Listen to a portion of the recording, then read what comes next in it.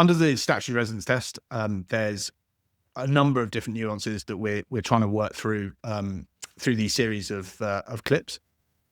This one is going to be about transit days. So people get with the program in terms of you have to count days, and there are different ways in which you have to count them.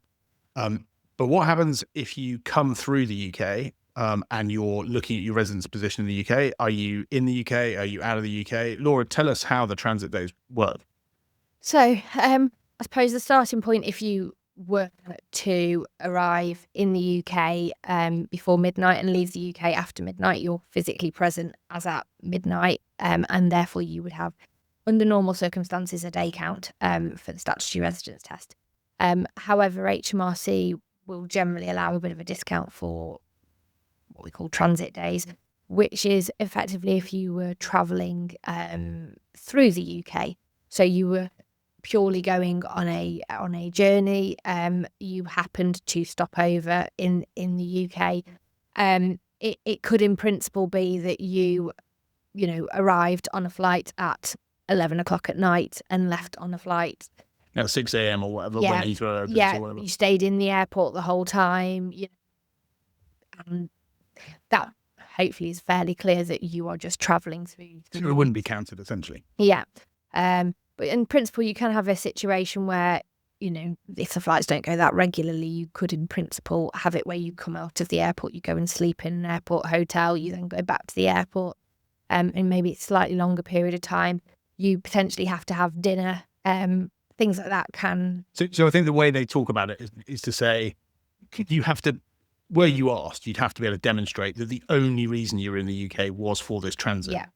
And you weren't there doing a bit of work. And then there's all this stuff, isn't there, about if you bump into a friend and happen to have dinner with them, that's probably okay. But if you've arranged a dinner, I mean, it's all a little bit silly, isn't it? It's one of those things where we often look at it and we think, because it comes to this whole point, we have clients who think that HMRC are some sort of hit squad of like SAS style brilliance. Yeah. And they should come and try dealing with HMRC for a few days and then they'd realise. But I guess this is the whole thing. It's like the rules are one thing. The takeaway for people is to understand that transit days exist. Yeah. And don't do anything to put the transit days at risk in terms of getting them caught into your day counts. Yeah.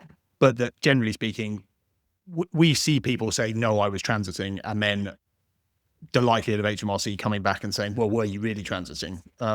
Feels pretty unlikely, right? Just feel pretty unlikely, but again, it's one of those that as soon as they start asking questions, it all falls on you to provide that evidence. Yeah, and it's like, this wasn't a transit point, was it? But we had a client recently who was challenged by HMRC as to whether or not they could claim the third automatic overseas test. Yeah. And that all got quite tetchy and difficult, didn't it? Because of there was how do I provide evidence? And then there was one where the office turnstiles showed that he was in the office, and he was like, well, I wasn't working, I was going to the bar on the top floor and all that. And well, how do you know that? And did you pay for the drinks? And it got really quite difficult, didn't it? Yeah.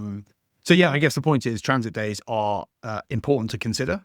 And again, just that step of like real-time documentation. Yes. And so we often say to people, like, just make a note in your diary as to what you did while you were in the UK. Because at least then if you can say, look, it's timestamped, I wrote this the day it happened. Yeah. It's much harder for HMRC to come back at you. Definitely.